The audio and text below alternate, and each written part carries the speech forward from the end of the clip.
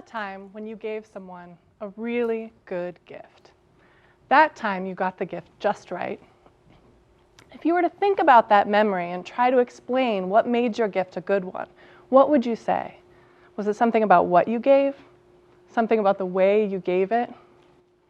Even though we all have practice doing the kinds of actions we call giving a gift, we have a hard time explaining what makes some of these go well, what makes some of them good ones, while others of them just fall flat or are in some other way bad. I think we can make some progress understanding our gift-giving actions. We might start by noticing that there's a rather natural way of breaking up the gift action into 3 moments. The first moment of the gift begins with the giver's thinking about what to give. We might call this the giver's intentions. The second moment of the gift is the gift object, the thing the giver decides to give and pass to the receiver. The third moment of giving is the effect the gift has on the receiver.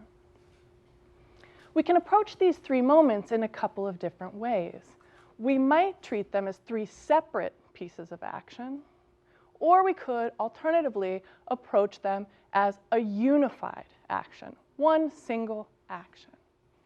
In our common sense, everyday way of talking about gifts, I think we go with the separate as opposed to the unified approach. To see this, I want to take us through a few familiar examples of gift giving to focus on the 3 moments: intention, object, and effect, one moment at a time. Suppose, for example, I have a friend, Sarah. Her birthday's coming up and I'd like to get her a gift. I ask another friend, Kate, for her advice about what to give Sarah. Kate says to me, just give her something that shows you're thinking of her. It's the thought that counts. It's the thought that counts as a way of saying that giving a good gift depends upon the first of the 3 moments of giving, on the giver's intention. This advice insists that if the giver means well, if she's thoughtful, then we'll have a good gift. This advice works sometimes, but it doesn't always work. Good intentions don't guarantee that the gift will be good. For example, suppose Sarah and I are longtime friends. I search my memory and find a hilarious but scandalous trip that she and I took to New Orleans, and I think of just the thing to reference that trip in all its glory. Now, if I give this gift, the scandalous gift, I will have, from a certain point of view, been very thoughtful. I thought about our relationship and I intended my gift as a unique way to speak to us. But if I give this gift to Sarah at her birthday party in front of, say, her grandmother, this is not a good gift. It's the wrong object to give on that occasion, and the effect on the receiver, the look of horror on Sarah's face when she opens that gift, is not the desired effect. So with this example, we've done right by one moment of the gift. The intention has gone pretty well, but we've failed with object and effect, and overall, this is a bad gift. So Kate and I go back to the drawing board.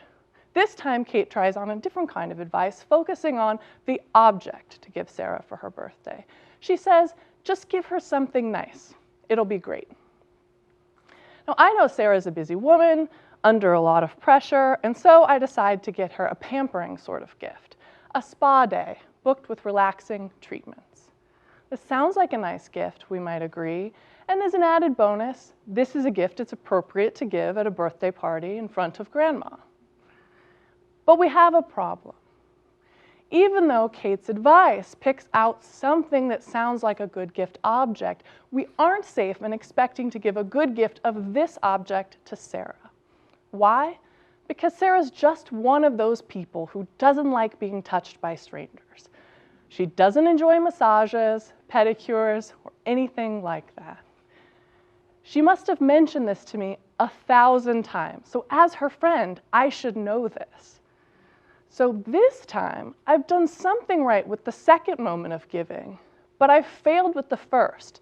I haven't been particularly thoughtful, and I've failed with the third. This is not a gift that Sarah will enjoy. Again, a bad gift. We've got one more to try out. If we can't secure the good gift with only the good intentions of the giver, and we can't secure it with only the good gift object, can we guarantee that the gift will be good by focusing only on the third moment of giving, on having the right effect on the receiver? Kate says to me, "Forget the advice I gave you before. Just give Sarah something she'll like." I think this sounds really promising to me, and now I've really got it. Sarah loves dogs. I'll get her a puppy. I give this gift and her face lights up. I can tell that holding that puppy is just making her happy. The desired effect on the receiver is achieved. But here again, we have a problem. With Sarah's busy work and travel schedule, everyone knows she's in no position to take good care of a dog. We might imagine the puppy's entrance at the birthday party prompting a collective look of, "What was she thinking?" directed right at me. This lets me know that I've failed to be thoughtful in the right way, and I've failed to select a good gift object for Sarah. So here again, we have success at one of the three moments, but failure at the other two, and overall, a bad gift.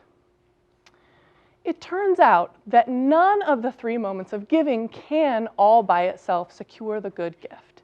That is, neither the good intentions of the giver, nor the good gift object, nor the good effect on the receiver can alone guarantee that the gift will be good. What we need to do is change our way of approaching the three moments of giving. Instead of treating the three as three separate pieces of action, we need to bring the three together and think of them as a single, unified action. Giving a good gift is a unity among intention, object, and effect.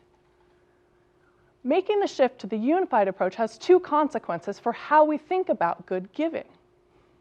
First, the unified approach insists that giving a good gift depends on not just one moment of the gift, or even two, but on all three. A second consequence is this. The unified approach insists that if we're thinking in the right way about any one of the three moments of giving, we'll be immediately pulled to thinking about the other two. That is, giving a good gift is the kind of action in which each of its moments already includes the other two. Consider this example. Sarah and I have often met for tea, at her place or mine, to catch up over a good conversation. Last week, her teapot broke. I decide that a new teapot is just the thing to give Sarah for her birthday, just the thing to let her know that I hope our friendly tradition continues. I give the gift, and she's touched by it. Here, finally, I've got it right. This is a good gift. I've hit all three marks: intention, object, effect. And importantly, I haven't hit these as three separate marks. It isn't that I had some thought about what to give, and separately a teapot would be a good gift, and separately something happened to my friend who was happy. Rather, the intention that I had already had a sense of what object would mark it, and already aimed at the effect on my friend. The object I gave Sarah is already an object flowing from my intention, as that intention aims at Sarah's enjoyment. And the effect that I hope to have on my friend is already from the start an effect I'm aiming at with my intention and with the object I give. We can make progress in understanding our giving actions and what makes some of them good simply by bringing these three moments together. Giving a gift is a unified action. So it turns out that giving a good gift isn't especially difficult to do. If we've been getting it wrong up to now, that's mostly because we've been thinking about it in the wrong way, using what we know in fragments. We can steer toward new and fond moments of giving if we can only bring those fragments together into a unity. We can do better. We can give good gifts simply by approaching giving as a unity among intention, object, and effect. Thank you.